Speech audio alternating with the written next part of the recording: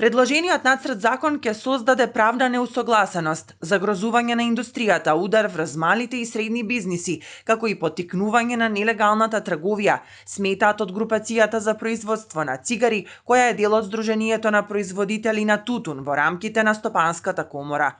Оттаму велат дека сите засегнати страни треба да бидат активно вклучени во изработката на законското решение, но и да се даде разумен период за имплементација и приспособување кон новите измени.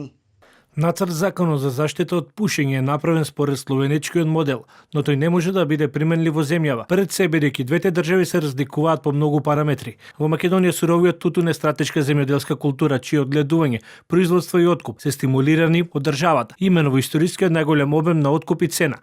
Во земјава активно работат две фабрики за производство на тутунски производи, кои придонесуваат со голем удел во приходите на државниот буџет, извозниот капацитет и вработуваат неколку стотици македонски граѓани. Неусогласеност според групацијата е изразена и во делот на изедначувањето на цигарите и алтернативните тутунски производи, која представува назадување на постојната воспоставена регулаторна рамка и занемарување на бројни светски, регионални и локални истражувања кои докажале дека има значителна разлика меѓу цигарите и производите без чад.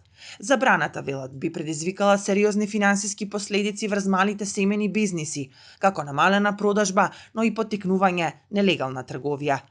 Дополнително, забраната би предизвикала спротивен ефект од она што ние со години се обидуваме да го постигнеме. Контролирана комуникација и обучен вработен кадар кој се грижи информацијата да стигне само до полнолетните корисници. Слично е и со забраната на производи со ароми и вкусови, која како и кај другите забрани нема да доведе до намалување на бројот на пушачи, туку само до намалување на приходите и поттикнување нелегална трговија.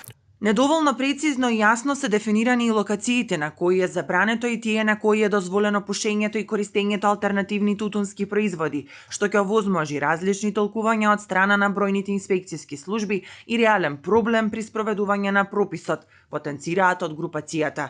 Инаку во меѓувреме од Министерството за здравство соопштија и дека се подготвува целосна забрана за рекламирање, промоција и спонзорство од страна на тутунската индустрија, која ќе ги опфати и социјалните мрежи.